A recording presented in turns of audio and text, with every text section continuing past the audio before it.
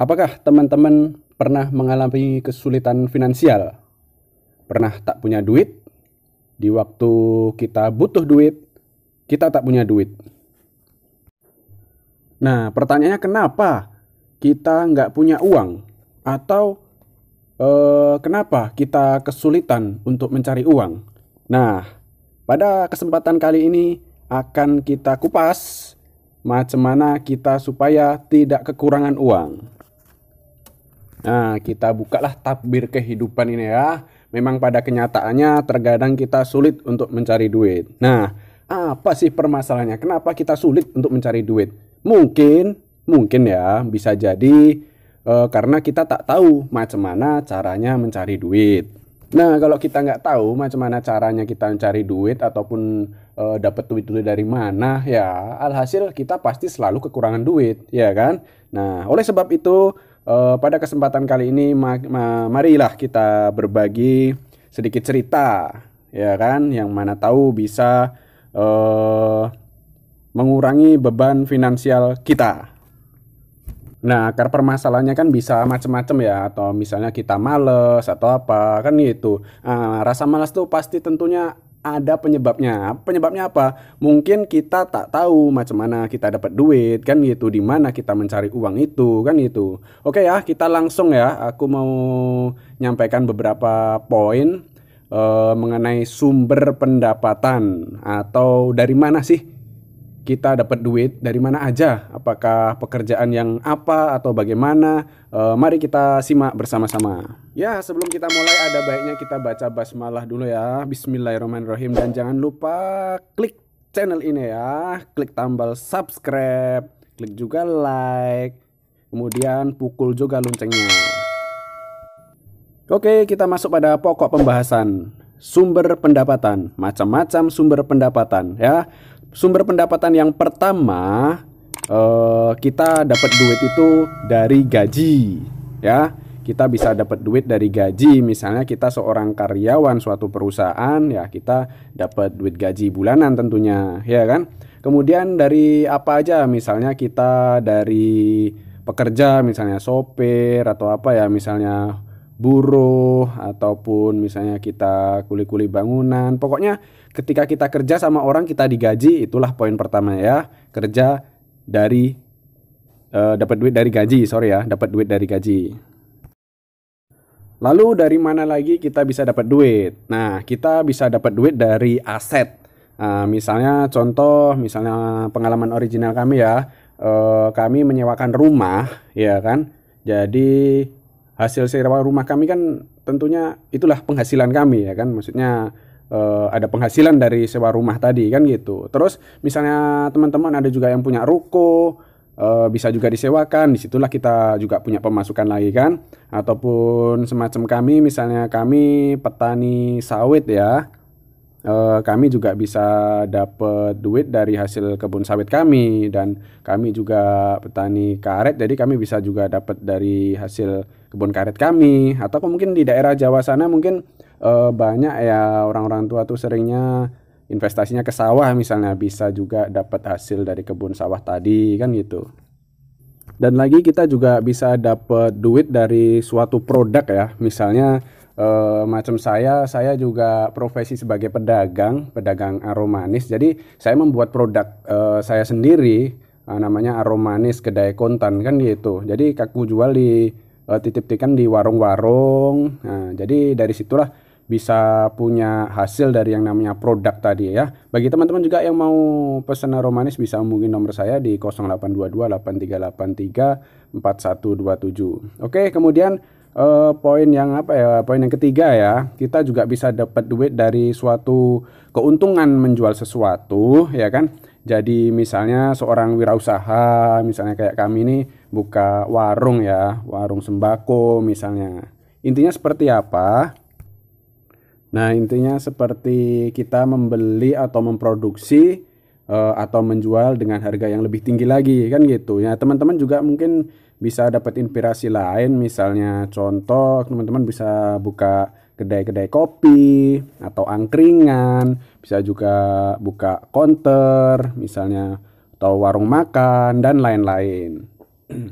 Lalu pada poin yang keempat kita bisa dapat duit dari bunga. Misalnya apa dibilang ya? Ini riba tapi ya. Misalnya kita minjamkan duit ke orang 10.000, baliknya jadi 15.000 kan gitu. Tapi jauh lah ya, jangan seperti itu ya.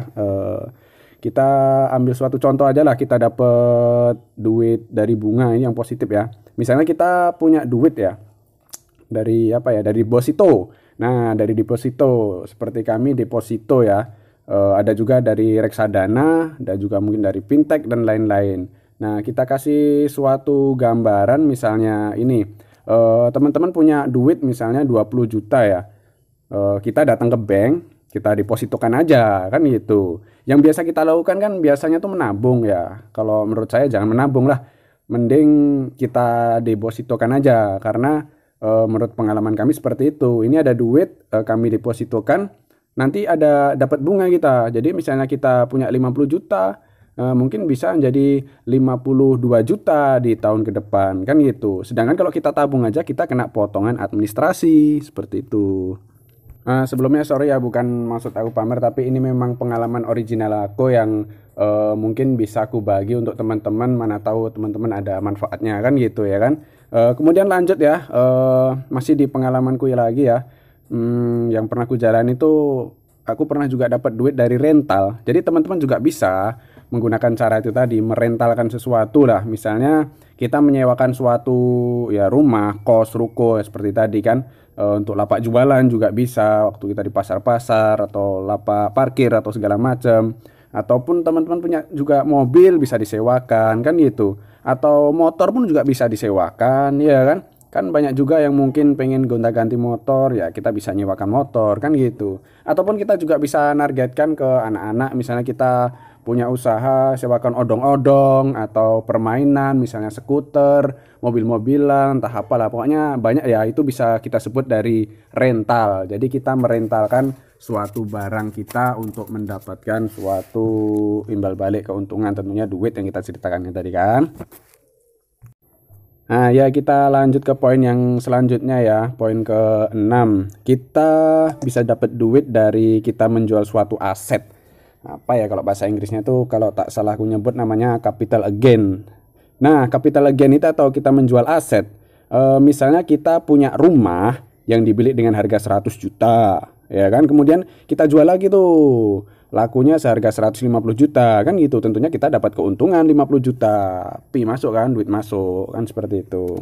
Nah, lanjut ke poin yang ketujuh, kita royalti ya atau suatu karya. Ini belum pernah aku jalani mungkin ya.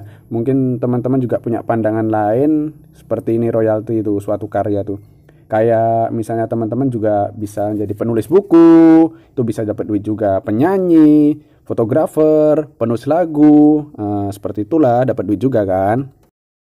Nah, mungkin yang bisa kita lakukan lagi ketika kita pengen dapat pemasukan, kita bisa cari dari sponsor, kita juga bisa dapat pemasukan dari endorse atau donasi atau apa ya. Kalau misalnya pengalaman sedikit ya, misalnya kita menjadi apa namanya panitia sepak bola, panitia game, kemudian panitia motocross misalnya, di situ kan kita bisa dapat penghasilan lagi. Ya, itu tadi beberapa pengalaman yang bisa aku bagi. Pengalaman macam mana sumber kita pendapatan tadi dari mana aja kan gitu, sumur-sumur atau sumber-sumber pendapatan tuh dari mana aja. Kalau ada teman-teman yang punya pengalaman lain ataupun mungkin mau ngajak berbisnis atau apa ya, silahkan tulis di kolom komentar, atau kalau mau ngasih masukan, saran kritik yang membangun, silahkan kita saling berbagi ya kan, kita saling sharing-sharing supaya apa ya, supaya kita terlepas dari namanya kesulitan finansial. Dan saya doakan juga untuk teman-teman juga, khususnya untuk pribadi saya juga, mudah-mudahan kita sama-sama bisa bebas finansial kan gitu. Nah, jadi apa kesimpulannya tadi? Supaya kita aman secara finansial, kita nggak kekurangan duit, tentunya kita harus tahu cara mencari duit seperti apa yang kukatakan tadi di atas ya.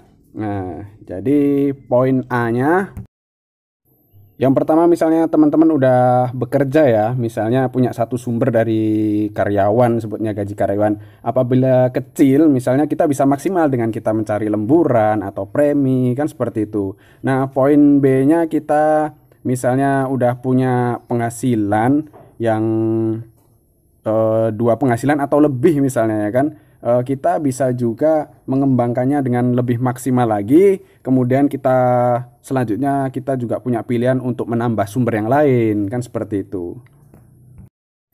Nah, intinya menurut saya memang ya gini ya, jangan kita mengandalkan satu sumber pendapatan aja karena itu pasti kurang aman. Yakinlah kurang aman. Walaupun misalnya Anda udah karyawan tetap tapi pastinya kurang aman kan gitu. Nah, apa solusinya? Cari atau buat bisnis sampingan apabila kita udah punya pekerjaan kan gitu. Apabila kita belum punya pekerjaan ya terus mencari kan gitu. Apa aja sumber-sumbernya tadi teman-teman bisa gali lebih dalam lagi mana yang cocok untuk teman-teman dari apa yang udah aku sebutkan tadi. Ah, kamu punya sumber pendapatan yang mana aja silahkan tulis di kolom komentar ya. Mana tahu teman-teman yang lain membutuhkan atau menemukan komentar-komentar tuh cocok dengan mereka. Kita ambil suatu manfaatnya ya. Oke teman-teman. Ya, sebelum kita mengakhiri video ini, aku mau pesen suatu hal ya. Ini kalimat pendek ya. Dengarkan baik-baik. Setiap orang belum tentu memiliki gaji. Ya, setiap orang belum tentu dia menerima gaji. Tapi ingatlah, pasti setiap orang memiliki rezeki. Ya, kita diwajibkan untuk apa? Untuk ikhtiar. Selamat bekerja.